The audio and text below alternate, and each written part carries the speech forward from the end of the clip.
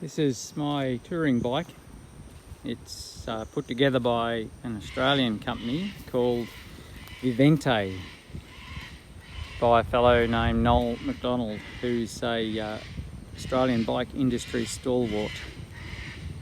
So Noel is a keen cycle tourist, and he has checked out the best for the gear that he's tested and used and put it all together in a range of bikes. And this is the top of the line World Grandeur, the Gib, Vivente, the Gib. And the features about this bike, it comes with a roll-off 14-speed internal hub. So it's got a twist shifter there for the 14-speed. You can change gears while it's stationary. It has a Gates carbon belt drive, which is terrific. It obviously doesn't need any oil. Hasn't needed any tensioning yet, though I've not done much more than a couple of thousand kilometres on this bike. It comes with a wheel lock. It's got these park brakes on. I've actually got the park brake on now because I'm on such a slope, having a rest while we're going up this 22-degree slope. Patricia's up ahead. It's a little too steep to ride. I have ridden little bits of it, but just can't keep it up. The bike as it is right now, it's quite heavy. Got a bit of stuff on it. So the stuff I've put on it is it's got a Australian made crank tank, which is a 4-litre tank that fits in here, and it's got a tube here that I can drink from. The other things that I've added is the mirror. They're a great mirror, German made, quite robust. We've got them on all our bikes, and they haven't broken one yet, I don't think, even though they've been knocked about a bit. Sometimes I just got to swing them around out of the way for transport, or just if you're parking, and easily just drag it back to where I want it. I can tension it just how I like it. Just here, there's a screw up underneath there. Also got an air horn on there, so it's got the air tank in there, so you pump it up to 100 psi in there for that air horn. So might as well mention the Bike Bag Dude bags here. They are custom made, so what you do is you make your own template out of cardboard and send that to Bike Bag Dude and ask him for what you want, how many pockets you want. So I've got one there which I use for my camera phone. This goes in the plastic bag because it's raining today, and the air bottle's in there. In this one I've got a pump, a good little mini track pump, not a track stand pump, track pump. And on this side I've got my tool bag, which has got all the tools relevant to this bike. And what else have we got? So just go back to the front here. I've got an Australian made quad lock that I can lock this iPhone on there with. I've got a bag here. I've actually taken it off because it's been raining, but it's in my pannier at the moment. Which I should have put that on. I can put it on. It's got a map as well, a map holder. So this fella here, it just sits on there like so.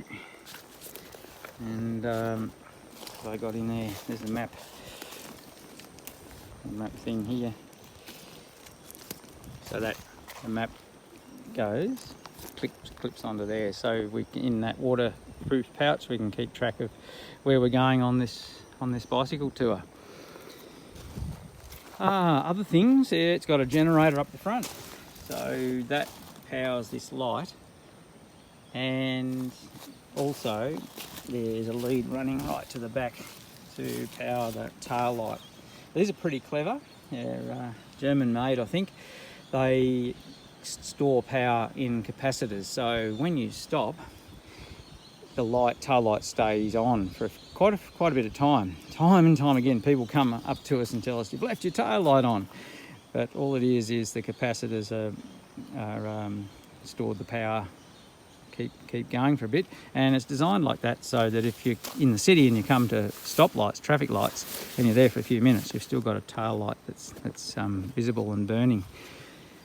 And it's also you can charge your phone or other electronic devices. So it's got a USB port there, and I've got that travelled up here, so for my iPhone.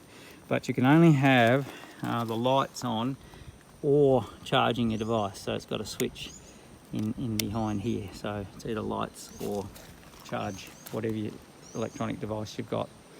It's got a self-centering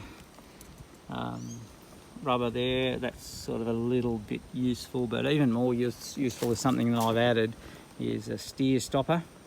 Now these are, in my opinion, great, especially if you've got to move the bike. Just before we crossed a creek, so I put the steer stopper on and to lock the steering, and then I lifted the bike up over my head and walked across the creek. And the other time it's really useful is when I put the bike up onto the roof of our car into the roof rack, bike racks. So I can do that on my own, a lot easier, safer. Don't get my fingers squashed. It's also pretty useful in parking if you're in a dodgy spot, sort of parking your bike, then sometimes having that steering lock, especially if you've got panniers on the front. I haven't got the front pannier rack on at the moment, but if you've got heavy weight up the front, sometimes your bike just wants to keep falling over and the steering going to the side, but the steer stopper keeps the steering straight ahead.